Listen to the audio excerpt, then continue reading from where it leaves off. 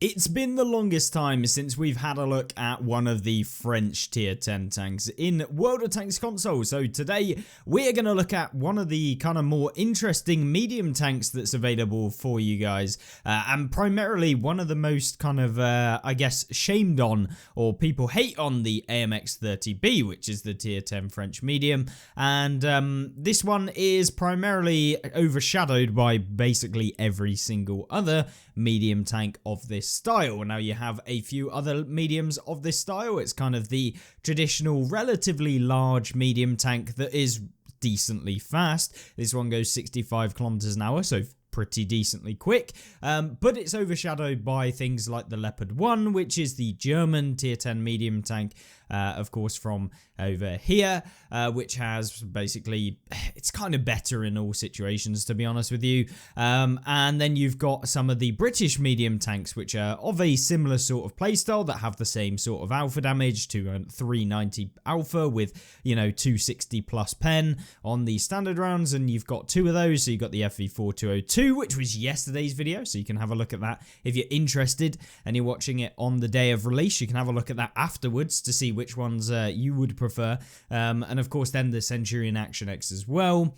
And then there's a few other medium tanks that are of a same sort of playstyle, things like the 121, but typically a little bit different, have a little bit more armor and aren't as paper. And as you know, with the Soviet medium tanks, they have once again a little bit of armor but less alpha damage, typically, unless you're playing the 430 or the 430U. But either way, the AMX-30B main competitor is the Leopard 1, which is ultimately the better of the two. But this should not be kind of shamed all too much, because this tank is actually very, very good. And if you can use it properly, you can have some fantastic games. And I really, really enjoy playing some of the tanks that aren't necessarily the most competitive vehicles in the game, because it can get a bit boring, you know, if you're always playing the tanks that are the best in the game. And often I find the most rewarding games that you'll have is when you try out different tank lines that aren't maybe as kind of influential to winning the battle as you might think with some of these, but it can still be very, very good to do so. And it's always nice to share some light on some of the more, I guess, less seen vehicles in the game, and the AMX-30B is definitely one of those. But I'd recommend going towards it. It is a fun tank line leading up to it. The tier 9 is probably better tier for tier than the tier 10. Not that it's better statistically when it comes to the tank, but tier for tier, so how well it performs at its own tier, it is probably the better one. And of course, to be able to get these two tier 9 and 10 French mediums, you can play the French light tank line, and the French light tank line is amazing. And of course, they all come off of the Batchat 12T, which once again is an incredible tier 8 light tank that is super, super fun to play, has a really nice main armament, and maybe we'll do a full review of all of the tanks that come off of the Batchat 12T, and maybe start doing some more kind of one game in each of the vehicles leading up as part of a video. But either way, the AMX-30B, what makes it kind of interesting? Well, it's the 390 alpha, so pretty decent alpha damage for tier 10, I guess maybe on the lower side. But at the same time, you have a really nice reload, allowing you to pick up nearly 3.6 thousand average damage per minute, which is very, very good. You can often outtrade a lot of tanks purely by just ensuring that their reload is longer than yours. So things like heavy tanks, they're going to have trouble to kind of keep up with you, because you can often deal 2 shots of damage for every one that they might deal at you. The French tank like this also has decent accuracy, 0.26, which make it very, very powerful for shooting at long range. It can be a sniper, it can be a brawler at the same time. You just can't take any hits because the armor model absolutely sucks. It has not a very good turret, so it gets penned even through the turret, being that it has 240mm on the mantlet, which, let's be real, is not that much either, because yeah, although it has a slight angle to it, it can often just be penned anyway by almost everything that you'll play against if they're firing premium ammunition, and even if they're not, you can still get penned through the mantlet, so not too fun there. If they hit you in anywhere else on the turret, it is basically a pen, and if you give them any length of the side of the turret, it's a pen. The hull armor is god awful and will be penned by basically everything that you meet, even tier 8s, so yeah, armor wise, it doesn't have any, but at the same time, That's where you can use things like view range and of course your reload to kind of deal a lot of damage to the opponents that maybe hit you, or just purely outspot them and them not be able to even see you when you are firing at them. In terms of perks that we've used on this vehicle, or at least equipment and perks, we'll get into those in a second. We've got advanced optics, that's to boost the view range. We want to make sure we're outspotting everyone that we're coming up against, bar maybe the light tanks or some of the super stealthy tank destroyers that are in the game. But for the most part, even those are going to get spotted by this tank. And then we've got them with advanced loader. That's for increased damage per minute because we want to kick out as much damage as possible. And then, of course, gone with gun stabilizer. Now, this improves the overall accuracy of the tank, which is good for when you're trying to snipe at range and when you're trying to fire on the move, because sometimes it is useful for that when you are kind of out traversing people, that sort of stuff, just to make sure that you aren't going to fly into the sky and take out one of the moons. Yeah, either way, with that being said, there are some potential options for alternate loadouts, things for maybe the speed, which is potentially a useful option for those of you who are interested in getting this thing even faster, and then maybe even swapping out the vertical stabilizer, or gun stabilizer as it's called, for improved ventilation, or if you want to go for a fully camo build so that you can remain undetected even better, is maybe swapping out that stabilizer for the advanced concealment, which will just boost up your potential for more spotting damage without getting spotted yourself. So that's kind of how I would run this tank. And there are a variety of different options. We've tested them all out. And this is just kind of the all-round kind of playstyle that I like to use, and equipment loadout. It'd be cool if Wargaming could add in multiple equipment loadouts so you could choose when we go into the game, dependent on the map and stuff like that. But at this moment in time, they don't have that option. They do on PC, but yeah, not on console, which is not a massive thing, but it would be kind of cool to have.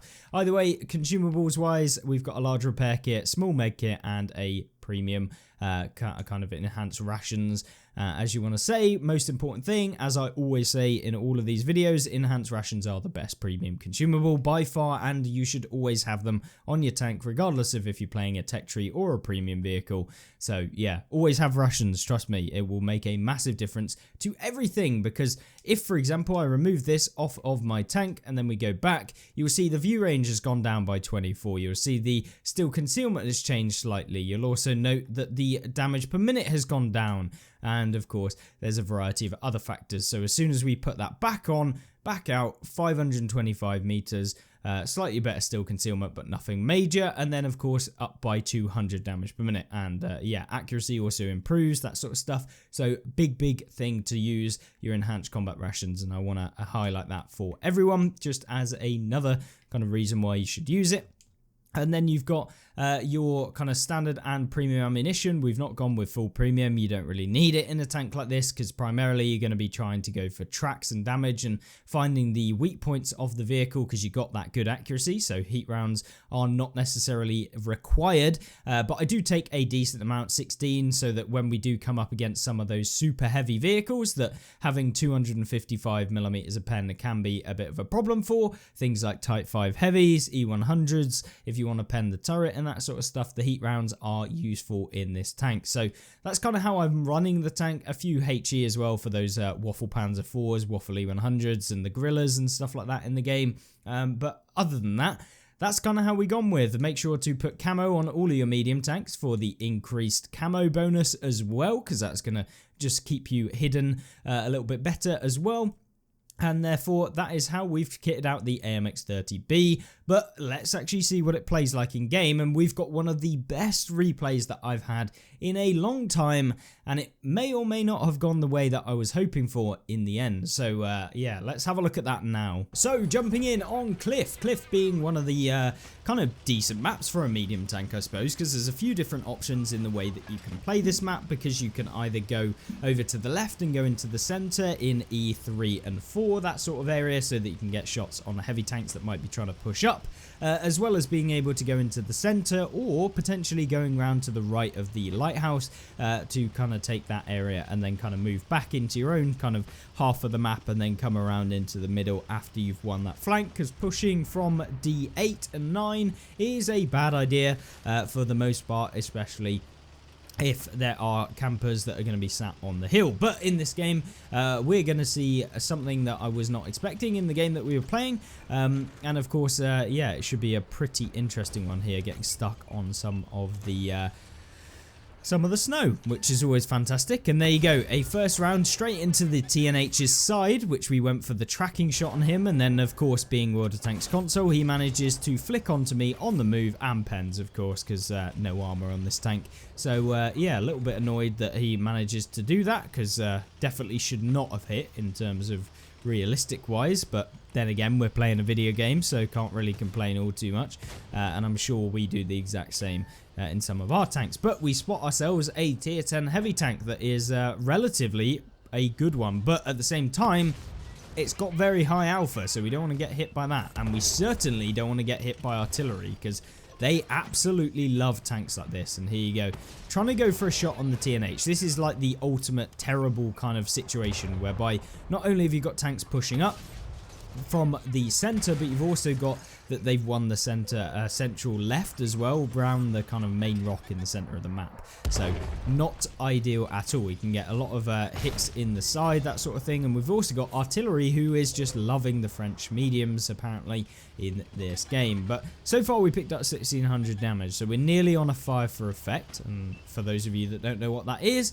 just simply that you've dealt the same amount of hit points as you have in your tank. So you've been a net benefit to your team, provided that you've done the same amount of damage that you've taken. So yeah, that's what we should all strive for, and if you can do that, then you can have you know, a positive impact on the team for the most part, unless all of your damage is at the end because you've been sat there in the spawn, which I would never recommend, because you know, you'll never end up with like anything more than 2 times the hit points of your tank if you just sat in base for the entire game, because by the end of it, when you're 1 versus 15, yeah, you're not going to do anything. But either way, in this game, we now have the VK after picking up our 5 for effect here, who is, of course, pushing up, but we can't see him, so we're going to back it up, and, of course, get back behind our kind of obstacle here. This is one of the things that you have to do in medium tanks. You have to use the terrain, or use the buildings, obstacles, whatever you can find to kind of avoid taking shells, because at the most part, you're going to find that if you do get hit, you get penned, unlike some of the heavy tanks in the game. So just be very aware of your surroundings, so you know where you need to move and that sort of stuff, and you're going to have much better games if you do that, as you're not going to be sat out in the open. Now then, we've got an IS-3 that's decided he's going to push over here, and hopefully we can farm this guy for all of his hit points, since he's out in the open, not an ideal situation. The reason why I'm auto-aiming here is simply because I don't want to stay out in the open. He is looking a different way, which means we can pull out in the open and shoot him. And I don't mean pull out completely in the open, just open towards the IS-3, if that makes sense.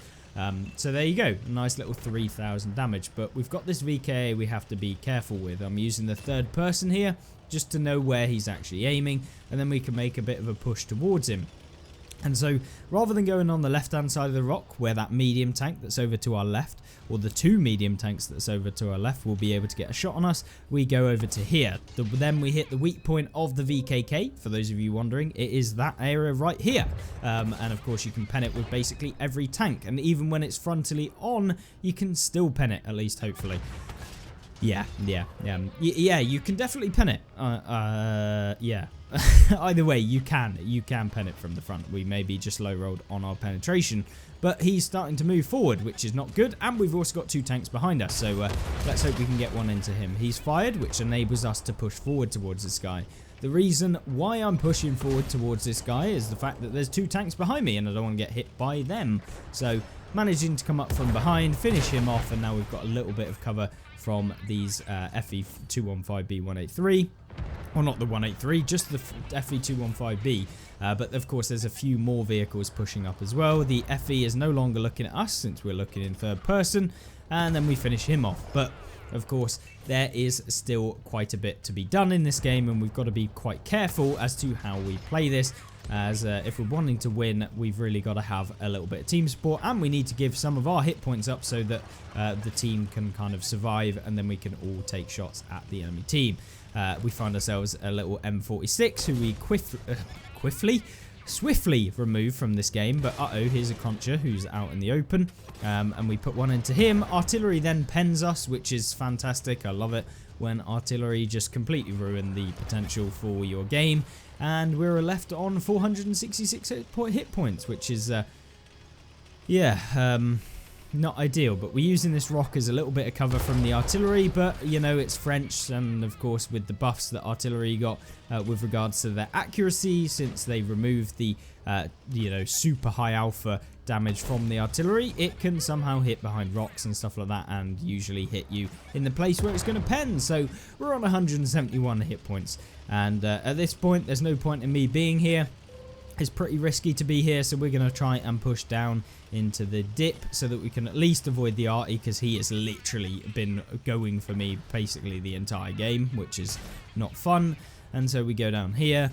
Hopefully we can finish off this guy real quickly, because we don't want to bounce or anything like that. And there you go, straight into the side, finish him off for 7,000 damage total in this game. And it looks like we may be able to get quite a decent amount more, provided we play it right and you know, don't do anything stupid. Yeah, let's not do anything stupid, please.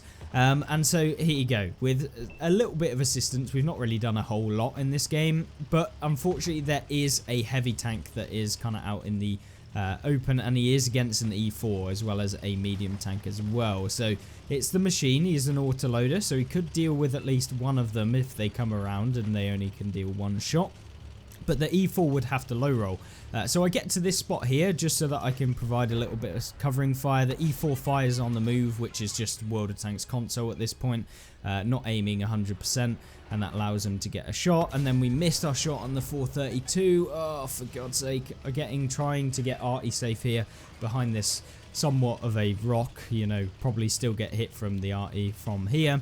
And so yeah, now it is not ideal at all.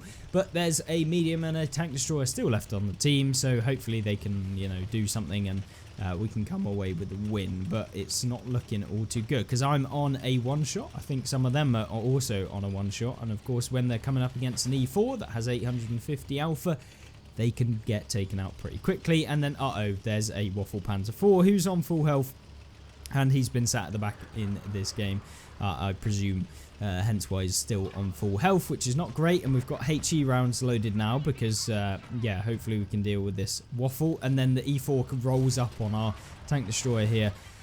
And, yeah, it's kind of one of those difficult things where you have to either go with your teammate and hope that they aren't completely, you know, terrible. Or you kind of have to play in which, you know, they'll probably already get taken out by the time you get there anyway, considering they're on 30 health. So, yeah, there's not much point in me going in only to get taken out very quickly. So I go here. My whole point in going here is hopefully we can outspot them. And in order to do that, I am going to go on top of the hill. We want to be able to put as much distance between me and the opponents as possible so that we can be the one that actually spots them.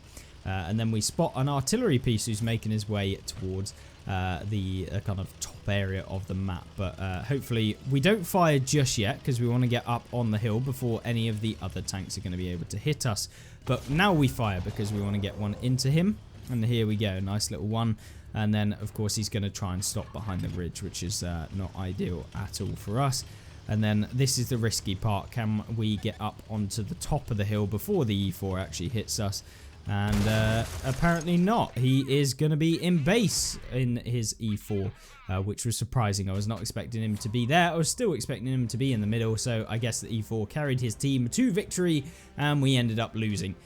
Even though we did deal 7,000 damage in this game and picked up a little bit more. Maybe at the end I should have gone all the way up to the top of the hill before we even shot the Lorraine there, and we probably could have come out with a victory, because, you know, there is a big thing for having the view range at this late stage in the game, but not really helped out by a lot of the team. But at the same time, we definitely could have played better and came away with a win either way, so it's not really their fault. I should have played to help them out as much as possible, and unfortunately I didn't do that and we ended up losing. But it's fine, because yeah, not a bad game at all. And I guess we can swap over to the next one. And of course the next one's on Arctic region. This is a map that's actually pretty good for the potential that you can get a bit of spotting damage. And that's because you can use the view range of this tank, which is pretty decent. considering the concealment range, etc., we should be able to actually have a good impact in this game. And so we're going to go into the center of the map. Now this can be a little bit dangerous because, let's be real, people YOLO in this game for absolutely no reason, and it will ruin their game, but in the process it also ruins yours, because, you know, if they're an autoloader or something, they get autoloader syndrome where they're like, oh, I could get a full clip of damage, and they come in and then they, you know, deal their entire clip to you, but then they get taken out, and it's like, well, maybe you could have saved some of those shells and actually played smartly, in which you'll get more than just one clip. But apparently some people don't think like that, and so yeah, not ideal at all. But we've come here. This allows you to spot the cross for a lot of the heavy tanks, so you can get some assistance damage. Hey, there's a surprise. And there you go, even more assistance. This is literally a very nice spot at the beginning. You just have to be very careful. You don't want to be over peaking this, because people will pre-aim here. They will get you. And if there's artillery on the enemy team, you've got to be very careful as well. Now, you can be arty safe in this position. You just have to back up to about where I am now, maybe slightly further back, and then artillery can't really hit you there. So if you do want to kind of remain arty safe and there is artillery and you want to play in this spot, that's kind of where you have to go. If you're seeing that a tank is likely to come and YOLO you, what you can do is you can reverse back and you can turn around and you can leave, because there's no point in sitting here if someone's going to YOLO, because it's not a very easy place for your team to actually support you if you do get YOLO'd. And even if they are in a good spot, you're going to lose a lot of health, and most of the time they don't actually help you. So yeah, don't rely on the team. Make it as easy as possible for them, but don't rely on your team at all, unless of course you're in a platoon, in which case you can, you know, hopefully trust on them to help you out. But either way, in this game we are of course just trying to remain spotting for the team over here. There's not a whole lot of people actually over here, and we managed to find ourselves a nice little Waffle Panzer IV, but there's an E5 who's pushed up. The problem with trying to pen the E5 is that we are aiming up into his cupola from beneath him, which means the effective armor of the cupola is even better than it already is, which is why we have loaded heat rounds, which can hopefully help us out with penning that cupola if he does give it. The only problem here though is that if he exposes his hull armor and he only gives the side of his hull armor, we are going to be shooting heat at tracks, which is only going to track him, which is, yeah, maybe okay if some of the teammates can help, but yeah, sometimes it's a bit of a trade-off as to what you think that you should be using. If we can hit the front of the hull, however, we should be able to get a bit of damage. Now, I'm aiming this one. It could have been nice to have a HE, but we wouldn't have been able to swap and reload by the time he actually, you know, was out in the open, so might as well go for the shot with the heat ammo. No point reloading, and of course we don't want to take the equipment that allows you to free swap between your ammunition at this point, because yeah, I mean it's an okay piece of equipment, but not in a tank with basically no alpha, and reloads pretty quick. So here you go, this is what I mean about the E5. Of course we hit him on the outer track, so we wouldn't have penned anyway, even with AP. But yeah, it was just annoying that he managed to pull back. Not that it's annoying, but you know what I mean. It would have been nice to get a bit more damage in this game. And yeah, it's a very, very slow game, this one, at least at the beginning, but it snowballs really, really quickly towards the end, because once you start kind of pushing on the northern side of the map, the enemy team have two options, because yeah, we basically won that side, except from the fact there's, you know, a couple people who need to be taken out. But yeah, overall, we've basically won that side, and the enemy team seem to have won the southern side. Well, you would think that they've won the southern side, but there's quite a few tanks that are kind of sitting back waiting for them to make a push, which is, yeah, going to end up with them getting taken out, hopefully. But either way, we are kind of in this lull stage within the game, which can be infuriating, but if you try and do anything rash, sometimes you're going to end up, you know, getting taken out pretty quickly. And I'm considering going over to where this heavy tank is behind me, just so I can at least try and get some damage. But if I do go over there and I get YOLO'd or something, it could be pretty bad. But the enemy Draugen is now pushing up. We've got heat, which is not the fastest of rounds out of the two that we've got. And of course we had limited gun depression with this tank. 8 degrees, it's good, but it's not British, and it's certainly not American, so we don't get that 10 degrees, which we probably could have hit that guy a little bit with a shallower angle, so we probably could have hit him, but unfortunately he went just under our barrel, so not able to reliably hit, so we had to just shoot as soon as we got it. But the Draugr keeps poking out, and he appears to be a decent player. I think he's got 2 marks on his barrel, so you know he's at least got some competency within this game, unlike us, who apparently can't just hit the side of an E5. Now, I'm not worried if I take a hit from the Draugr, it's fine. I knew he was poking up here. And the primary aim is just to, you know, get rid of this E5 because he's holding up the entire team. And there you go, he's gone. And so now we can secure the top end of the map. We should be able to kind of start encircling the opponents in this game. And the last opponent for me to really deal with in the immediate vicinity is this Draugr, if we can manage to get him. And here you go, we should be able to at least pre-aim him for when he comes up. But you never know. We've got to be a little bit careful because there are TDs in this game who could be over to the right. They're also on the campy hill. But the Draugr peeks out, and there you go. 1 shot into the back end of him, and our team that, you know, we helped remove the E5 from, who have now pushed up, have been able to get a shot on him. So that's kind of my mentality. I've been going quite in depth. I know this video has been basically me rambling to you guys about what I'm doing in the games, but it hopefully at least gives you my thought process as to what I'm doing during the games, so maybe you can try and replicate it if you want to have results similar, or if you're struggling or whatever and you're not necessarily knowing what you should be doing on various different maps. Hopefully it gives you at least a couple of different spots that you can use to your own advantage, that sort of stuff. So hopefully it's at least beneficial to someone, if not you, maybe someone else. Or if it's just enjoyable to watch or hear or listen, whatever. I don't know what you guys think, but yeah, either way, I'm very thankful that you're here and you do enjoy at least somewhat or whatever. Anyway, we're moving on. We've got the TNH here, who we are hoping that we can go into. I've got plenty of health. I can take both of his shots if he's got them, so we're not worried about getting hit for health. And of course, I'm free aiming. Oh wait, no. I actually auto-aimed, which is why we ended up missing. I ram him because I don't care about losing health at this point, and we're not going to get taken out anyway. So, yeah, might as well get the extra bit of damage before the team do.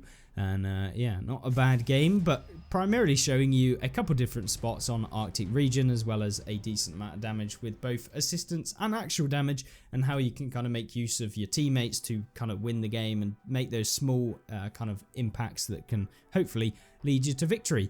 But if you've enjoyed today's video, if you want to see more, make sure to subscribe if you aren't actually already subscribed. And of course, like the video if you did, but make sure if you want to see more gameplay and you want to see that new video that we've done on the FE4202, which is another tier 10 medium tank that's probably much better than this one, then of course click on the left side of the screen, and then there's gameplay and tank reviews on the right that you can have a look at as well. And I'll see you there. Have a great rest of the day. Goodbye.